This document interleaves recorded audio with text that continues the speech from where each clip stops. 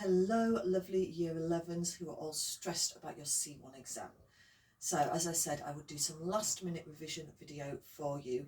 This is not to take the place of normal revision. This is to just help you and give you some exam tips.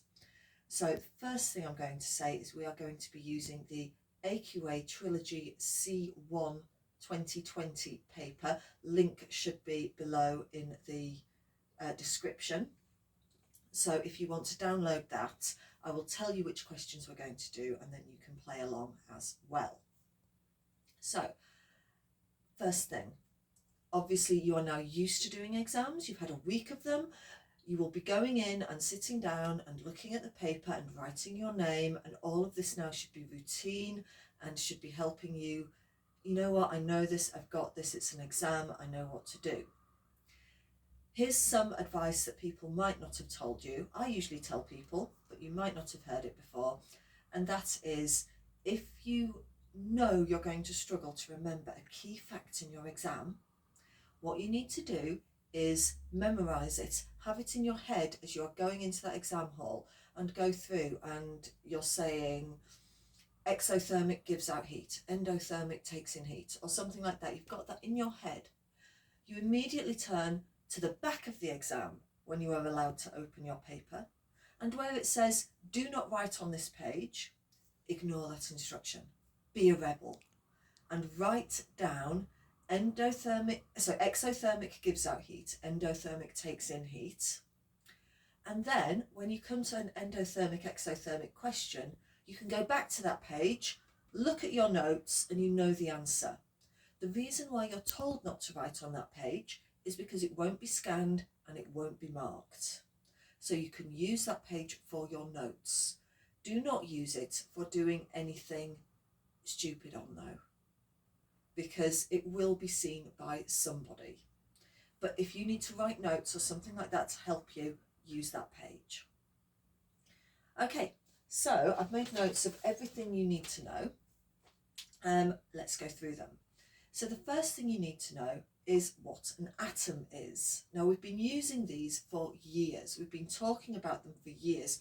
Hopefully you know it is the smallest part of an element.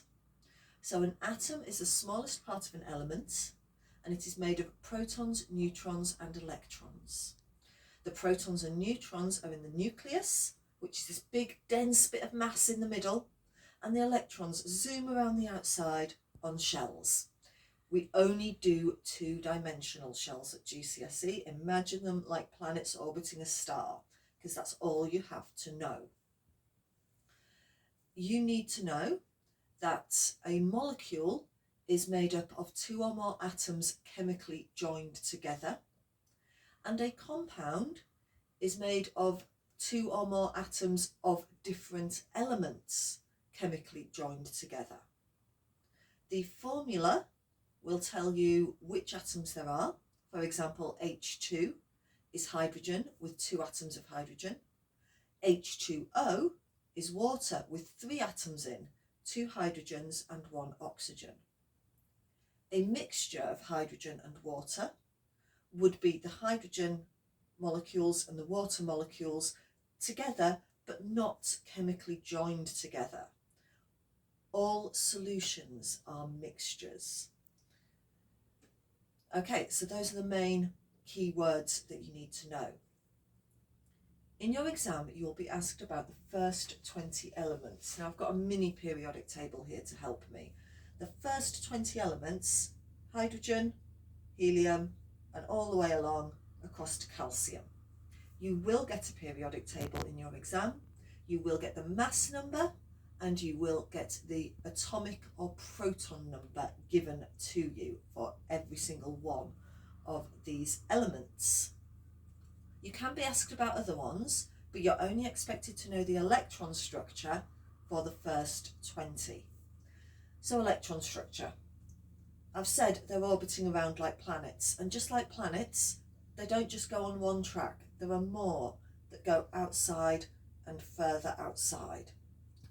The first one only holds 2 electrons. How are you going to remember that? The first period only has 2 atoms in. As soon as you start a new period, you start a new shell. So period 1, 2 elements in, so there's 2 electrons on the first shell. Then we go down and we've got period 2, and you've got 8 atoms there, so there can be a maximum of 8 electrons. Period 3, again you've got 8. Period 4, we've got only 2. You only have to go up to calcium. So if you are asked to do, for example, silicon, you find silicon, you see that it is in period 3, don't forget period 1, hydrogen and helium. Period 3, group 4, and so you have got the first 2 shells full, 2 and 8 are full, and it's in group 4, so that means there are 4 electrons on the outside shell. If you've got group 3, there are 3 electrons on the outside shell, group 1, 1 electron, and so on. So the group number is the number of electrons in the outside shell. That's really important. These outside electrons are the ones that react. There is usually in one of the chemistry papers you having to draw the outer shell electrons. Okay, you need to know about group 1 and group 7 and group 0. Group 0, the noble gases, all you have to know is that they are monatomic, they don't react, and the reason they don't react, they have a full outer shell. Every other atom wants to be a noble gas. They're like, noble gases, you're so cool, I want to be you. And noble gases are like, I've got a full outer shell. I'm going to go steal electrons, say the metal. I'm going to steal electrons, say the non-metal. I want a full outer shell. I'm going to throw away electrons, say the metals. I have too many. There, now look at me. I'm a noble gas. I'm so cool. And that's how we make ions. That little sigh was my wonderful 16-year-old who is in the middle of his exams and filming this and thinking, I hate having to remember my mum doing a little dance. So, group 1, 1 electron on the outside shell. Because there's only 1 electron, it's really easy to lose it. Okay, 2 electrons, they've got a friend there, a bit harder to lose. And the way I always say it is, imagine you are at a concert or something like that. You want to be as close to the stage as possible. The nucleus is the stage. If you are at the top of the period, if you're at the top of the group, then you are going to be fairly close to that nucleus. You're going to want to stay. You can see the concert.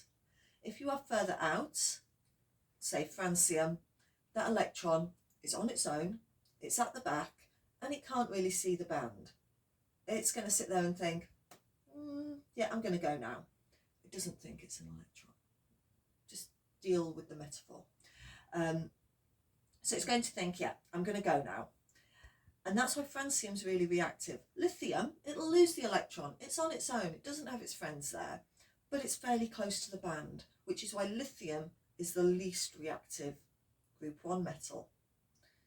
Group 2, because they've got a friend in that outer shell, they're a bit more stable and they want to stay, which is why the reactivity series that you should have memorised will be potassium, sodium, lithium, calcium, magnesium. Okay, and it goes like that. Group 7, other way round. So why is this one more reactive, francium? And then we've got fluorine, which is most reactive. Why doesn't it stay the same? Remember what I say, non-metals steal the electrons. They want to take them all so they can be cool, like the noble gas.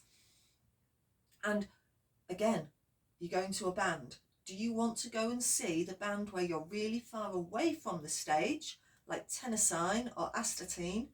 Or do you want to go where you're really close to the stage, like fluorine? Fluorine can steal electrons more easily because you get closer to the nucleus, the band that you want to see. So fluorine is the most reactive in group 7. And again, the reactivity decreases going down. Right. If you are doing higher tier, which the people I'm making this video for are, but I do realise other people might not be, you also have to balance equations. Now, I do have videos elsewhere on my channel which teach you how to balance equations. You also have to do half equations, So there's a balancing equation videos in the quantitative playlist. In the electrolysis playlist, I also teach you half equations and ionic equations, and I'm not going to go through that again here because you either know it or you don't. How many protons, neutrons and electrons? Again, you either know it or you don't. When you get into your exam, on your periodic table, it tells you this is the proton number, the atomic number, also known as proton number. Unsurprisingly, that is the number of protons. So if you're ever asked for the number of protons, use the proton number. If you don't know how to do it, use that number for all of them. Protons, neutrons, electrons, just use the proton number. To do it, you use the proton number, that's the number of protons. Protons have to equal electrons if you're not an ion, because positives and negatives cancel out. So protons and electrons, same number. The neutrons is the mass number, the big number, minus the proton number, the little number. You can't have a negative number of neutrons. So big minus little gives you the neutron number. Thinking about which, let's get you do a question. And the question I want you to do on the 2020 paper, Chemistry 1 Higher, is question 1.1, an aluminium atom, and it just asks to give the number of electrons and neutrons. Remember, if you can't do it, just use the number of protons for each one. It's better to get 1 mark out of 2 than no marks. So off you go, do that. Okay, fantastic. And hopefully you have got 13 electrons and 14 neutrons. 13 and 13 will get you 1 mark out of 2. It is worth getting marks, okay? But 13 and 14 is the correct answer. Next thing you need to know, separating mixtures. And separating mixtures, I don't think we've actually got a question on this. I'm just going to look quickly. No, this paper does not have a question on separating mixtures. So you need to know filtration, how you get coffee without any coffee granules in it, basically, or coffee bean grinding bits in it. You put the coffee inside the top, you pour the water through it, and you get coffee coming out of the bottom. You use this to separate a liquid or a solution from an insoluble solid. If you wanted to separate sand and water, this is what you would use. And the equipment you would need is a conical flask, a filter paper, and a funnel. Crystallization. Crystallization, this is one of the required practicals on copper sulfate. This is to separate a soluble solid from a solution. And it's where you've got your evaporating basin and you heat it up with a Bunsen underneath it, not to complete dryness. Then you take your Bunsen away, you put it on a sunny windowsill to let it finish evaporating. If you heat it to dryness, then the salt will spit at you, and if you get salt on your skin, it will burn you. And we don't want that. So we heat it until there's only a little bit of fluid left in, and then sunny windowsill, let it finish evaporating. Simple distillation is the next one, and that separates out 2 liquids. Or it can separate out water from salt water as well. So if you are on a desert island and have to set 6 marker, how do you get drinking water, potable water, from this sandy seawater? You'd filter it, and then you'd use simple distillation. The water boils off, it goes down a Liebig condenser. You can just say condenser, and that's the one with the water jacket around it, and this cold water in the jacket cools the gas which is coming out. It condenses it, and the condensate, which should be pure water, will then drip out the bottom. Simple distillation can also separate ethanol from water. The ethanol boils off first at 78 degrees C. You do not want your solution to get above 80 degrees, otherwise you end up with too much water. Fractional distillation comes up more in C2, but you need to know it exists, and this separates a number of liquids with different boiling points, for example in crude oil. And chromatography. Chromatography is fun. You can go make a chromatogram now if you want. Use some kitchen paper and some felt tips. The thing you have to calculate is the RF value.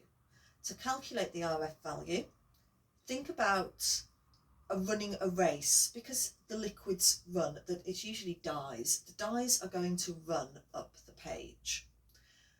Now, I don't know about you, I don't like running. Worst thing I can do, go running. And how much of the 100-metre race am I going to run? I don't know, 2 metres of it and then stop. That sounds about right for me.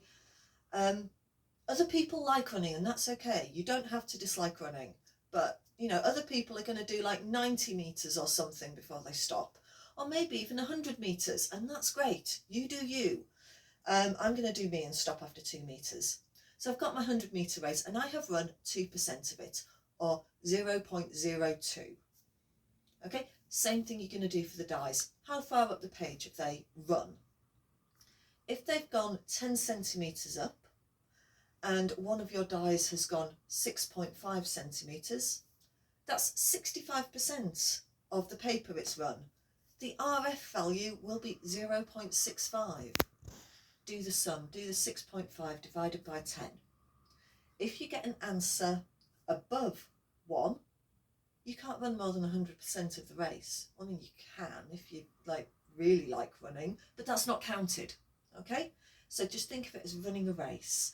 Always get your RF value below 1. If you calculate it as a percentage, show your sum, you'll still get marks. So do it in a way that makes sense for you. Right. So the next bit, history of the atom and Mendeleev and happy little stuff like that. So there are then a couple of exam questions you're going to do. So, history of the atom, you need to know Democritus. He came up with the idea that there's something called the atom, it's unsplittable and it makes up everything. They actually thought there were only 5 elements back then. There was fire, earth, air, water and ether, which was all sort of spiritually bit. They were wrong, and water isn't even an element, we know it's a compound. And fire's not even a thing, it's energy, that's physics. We're not even doing it in chemistry unless we're using a Bunsen. So we now know that obviously that's not right. John Dalton knew there was more elements than these 5, but he only had about 20. And he said that atoms are little round balls and we can't split them up. So he stuck with the word atom. So 400 years ago, you've got, not even 400 years ago, 350 years ago, you've got atom, little indivisible ball. And he knew about 20, but some of those were compounds. He didn't know, for example, that potash was actually potassium hydroxide. He thought it was an element because he couldn't split it up. Do more on that in a bit with electrolysis. We then come to Thomson, and Thomson decided to do the plum pudding model. They knew about electricity then, and he said that atoms were these lovely balls of positivity with little negative electrons in them, like little plums in a circular plum pudding. We don't eat enough plum puddings these days, so we're going to think of it as a cookie that didn't flatten out, a nice circular cookie with chocolate chips in.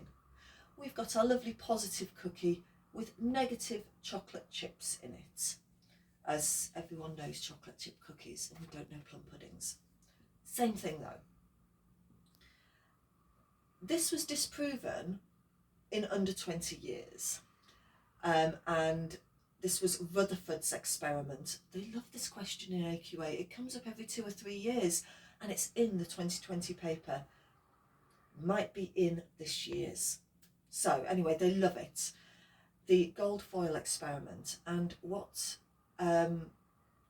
Rutherford did was he fired alpha particles, which is a helium nucleus, so 2 protons, 2 neutrons. He didn't know about neutrons though. he fired them at gold foil. And what he found was that most of them went straight through. Aha, says Rutherford. That means most of an atom is empty space. Okay, that's a bit of a big deduction, but let's go with it. Some of them, though, were deflected. Aha, says Rutherford. That is like, positives, they're repelling each other. It's making it go off track. And some of them bounced straight back. And Rutherford realised those are the ones that hit the gold nucleus and went straight back, not the ones that were deflected, kind of like how light is in space when you're doing physics, if you're doing triple physics. So he said that the nucleus had to be small, dense, in the middle of the atom and positive. And that was his experiment. And then Niels Bohr came along and did all of the little electrons going round. Okay, that's enough from me, and I would like you to go and answer question 6 on the 2020 paper. You might not be able to do question 6.3 because that's a mathsy one, but question 6.1 and 6.2 you can certainly do. Right, pause the video and off you go. Excellent, so hopefully you have done those, and mark scheme's available online. I'm not going to go through it right now. Next bit to do just before you do question 7 is on Mendeleev. Again, they love questions on Mendeleev and his table, so let's make sure we know this. Mendeleev got snowed in and decided that he was going to do a periodic table. Newlands had tried it, but law of octaves, oh, that sounds like music, that's not science. And all the other scientists just laughed at him. Okay, there was something in it though. And Mendeleev did the same thing. He ignored hydrogen because hydrogen is so gloriously weird and does amazing things that mess up chemistry, but it's brilliant. So Mendeleev laid it all out. And again, he found that every 8th element repeated. Don't forget, he didn't know about the noble gases. These hadn't been found yet. Every 8th element repeated itself. And he went on and he's like, oh yeah, this works. I can do this. And he kind of fudged it a bit with the transition metals. You don't need to know transition metals for C1, luckily.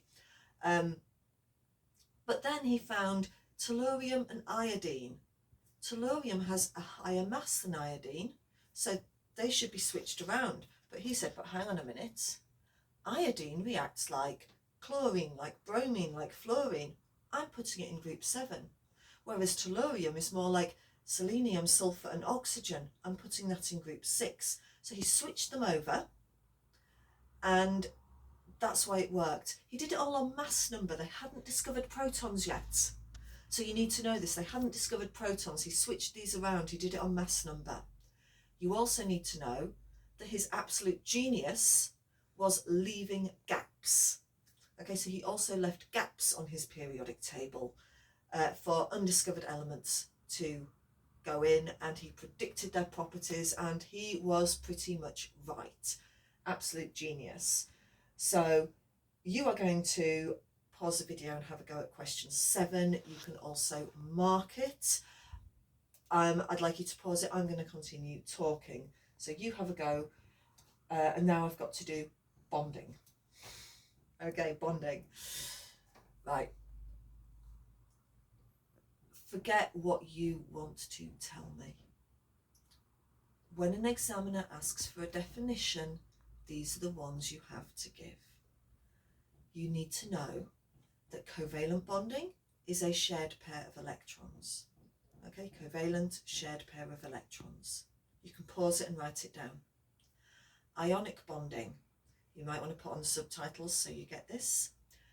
Ionic bonding is the electrostatic attraction between oppositely charged ions.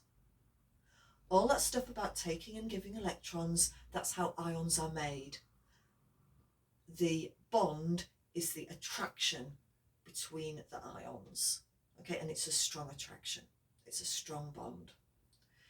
And your metals, you have got, again, it's electrostatic attraction, and this one is between the positive metal ions and the delocalized sea of electrons. You need to know that phrase, delocalized sea of electrons. Basically, the metals have kicked out their outer shell electrons so they can pretend to be noble gases, and these outer shell electrons have no one to go. It's like the Christmas play, Mary and Joseph. Is there any room at the inn? No. And they wander from inn to inn until they get a stable. Well, in this one, there is no stable. These little electrons are delocalized and they're moving around. They're swimming around. It's like a sea. They're flowing around. And there's no one that will let them stay at the inn. So they keep on moving, trying to find somewhere to belong, but they don't. Delocalized sea of electrons, always moving, can conduct electricity. Important property of metals there because of this sea of charged electrons, negatively charged electrons. Diagram wise, I'm not going to draw diagrams with you. You need to know though that you are only drawing the outer shell electrons when you do these diagrams, and you need to know that if they are any shared pairs, so you've got two little atoms here, they will be joined on like this. Shared pairs can either go on this bit here and this bit here, or they can go in the middle. It doesn't matter. I always draw electrons in pairs anyway because it's easier for the examiner to count.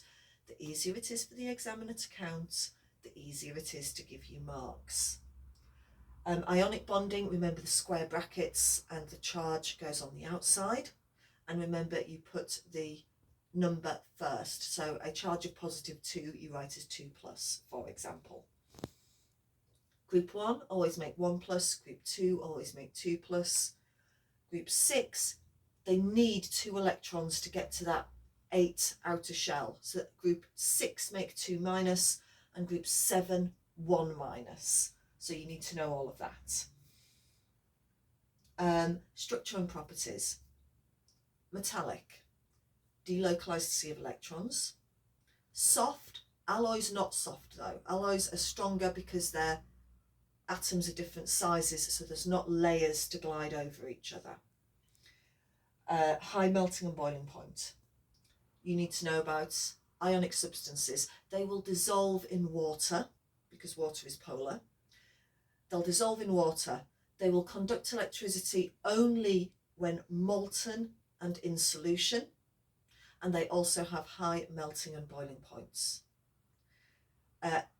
Any salt is ionic, so sodium chloride, lead bromide, copper sulfate, anything like that is ionic. It's metal and non-metal basically. Covalent is the shared pair of electrons. It is between 2 non-metals, and giant covalent, diamond, graphite, polymers, silicon dioxide, high melting and boiling points, never conduct electricity, do not dissolve in water. Whereas your simple molecular ones, your simple covalent ones, low melting and boiling points because you are not breaking bonds. You are not breaking these really strong bonds. You are breaking the weak forces of attraction. Okay? It's like I can't go up to you and pull your arm off easily, but I could go up to you and maybe separate out individual hairs or push you apart from a friend. Weak forces of attraction versus strong bonds. States of matter and state symbol. You should by now know solid, liquid, gas, aqueous. If you have got an ionic thing that is going to react, it will be aqueous, it will be in solution.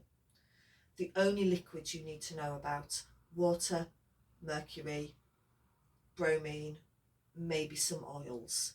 Everything else is aqueous. Nearly done. Sums. If you don't know about the sums, again, I've got videos on this. So if you need to do quantitative, go and look at my playlist, and I've got all the quantitative, all the sums on a playlist. So do that. Just remember mass over Mr. Mole. You get marks on the exam for knowing 1,000 centimetres cubed is a decimetre cubed. The conversion, you need to do it. Okay? And you also get marks for saying mass over Mr. Mole. So if you write mass equals Miss MR times mole, quite often you'll get a mark. If you can plug the numbers in from the questions, so 100 grams you might have divided by an MR of whatever it is, say 40, because you've got sodium hydroxide, that will give you 2.5 moles. Bam, you're getting more marks. Mass over Mr. Mole and your conversions, remember them. Reactivity of metals, I've done that. It's about how easily they lose their outer shell electrons, and you do need to know your reactivity series. You need to know that gold, silver, platinum, natives, they're found in their native state because they're so unreactive. Everything else that is more reactive than hydrogen is found as an ore. If it is less reactive than carbon, it can be extracted by smelting, which is just what you do in Minecraft. You put the coal in there, which is the carbon, you put the iron ore in there, the carbon takes the place of the iron when you heat it up and makes carbon dioxide, and you're left with pure iron. More reactive than that, you need to do electrolysis. And again, I've got a whole topic on electrolysis. You need to know the keywords, that the anode is positive and attracts the negative anions, and the cathode is negative and so attacks the positive plusy cations. Okay. Only two things left to do. Oh, there are some questions for you to do now. There is, you can do models and copper carbonate and stuff like that, and bonding. So that is all question 2. You can also have a go at, oh, there's a nice dilution-y one here. I'm going to do question 5 in just a second, but all the rest of question 1 you can do, and all of question 2 you can do as well. So we need to look at acids and alkalis now, and then you can go off and do question 4. And then we've got endo and exothermic, and I've got a sample question here for you to look at, and then we're done, you will be pleased to know. So, an acid gives off hydrogen ions and is under pH 7. And a base is anything that will neutralise an acid, and an alkali is a soluble base. An alkali contains hydroxide, OH- ions, and has a pH of above 7. To neutralise something, acid base, neutral pH, which is 7. pH, P is a mathematical term, which is negative logarithm, and the H is hydrogen ions. And because it's inverted, it's a negative logarithm, the lower the pH, the more hydrogen ions in solution. So always little p, capital H. You need to know your equations. Acid plus metal makes salt and hydrogen. Acid plus base, including acid plus alkali, makes salt and water. Acid and carbonate makes salt, water, and carbon dioxide. You need to know a strong acid dissociates fully. A weak acid dissociates only partially. A concentrated acid has got lots and lots of acid in compared to water. A dilute acid will have more water in compared to the acid. Those are all the key points you need to know. As I say, there was that making copper sulfate required practical. You do need to know that one. And which question was it? It was question 5, which is all about doing the acid and alkali. Have a go at that question. That will tell you what you don't know. So if you don't know that, then, and these key facts haven't helped, then you do need to revise it quickly. And there's also a lovely quantitative one, 5.7. You've got a formula mass, and you've got to calculate the mass in the solution, which is lovely. There is also a nice one on question 4, where you have to put in the state symbols, and you've got to do the pH. So questions 4 and 5. Off you go, and when you come back, we will do endo and exothermic, and then we're done. Hopefully that was all nice and easy for you. So the last thing we're going to do is endo and exothermic. And I've got 7 marks for you that you're going to see on the video. So 2 things that you need to be able to do.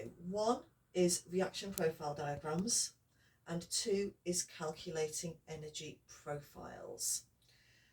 So I'm going to go and we are going to do some stuff on some paper, and then you're going to have a go at a question, and then we're done. Hooray! Okay, let's move to the desk. All right, reaction profile diagrams. So we always start with reactants, and we always label this line reactant. I'm going to show you the cheat method as well. So I'm going to write an R here. And I'm going to think about my alphabet.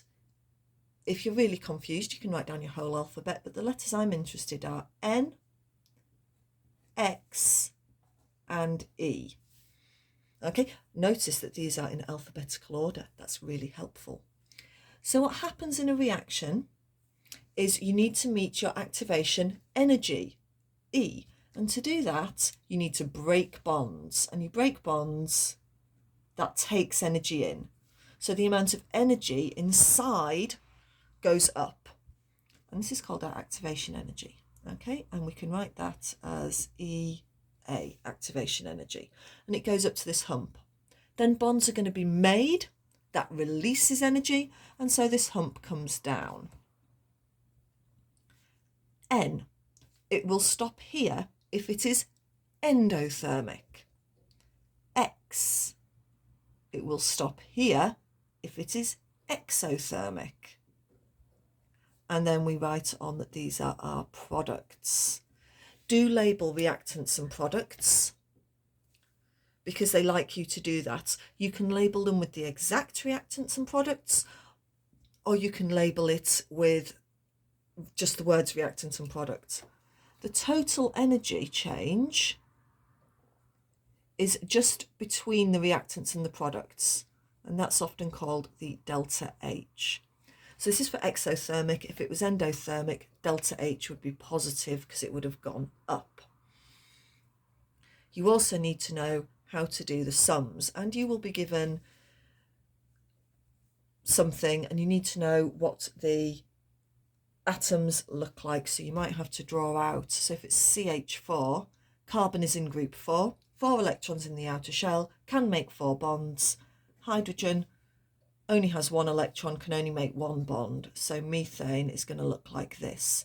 They will remind you that oxygen is a double bonded, or the sums, the data they give you will show you that oxygen has a double bond in. And then all you have to do is say, well, I've got 4 carbon to hydrogen bonds. So that means I've got 4 lots of, I can't remember what it is it 429? And 1 oxygen to oxygen bond. Actually, you won't. You would have, it's going to be CO2 and then 2 waters. So that's going to be 3 oxygens that you're going to end up having, because you need to balance the equations. So 3 oxygen to oxygens, so 3 lots of whatever that is. So that should be multiplied by. And then you're going to make CO2, and that's 2 carbon to oxygen bonds, and you're going to make 2 H2O.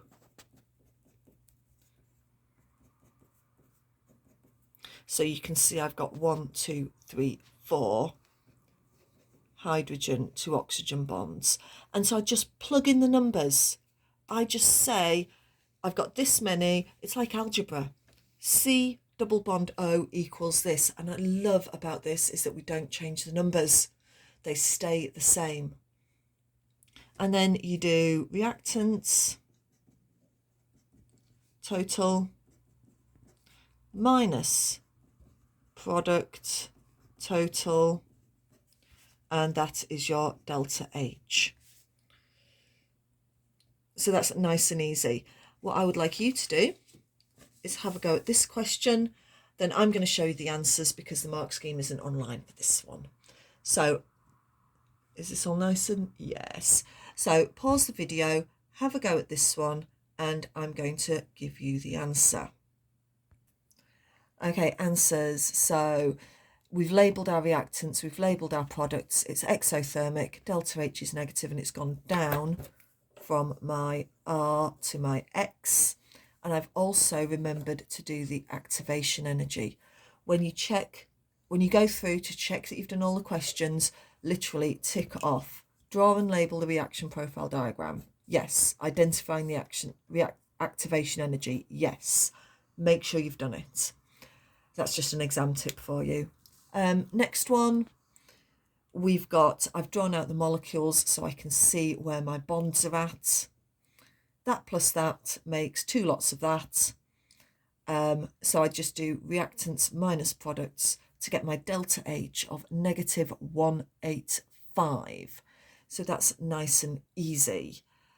If there are any problems, please let me know, but otherwise happy revising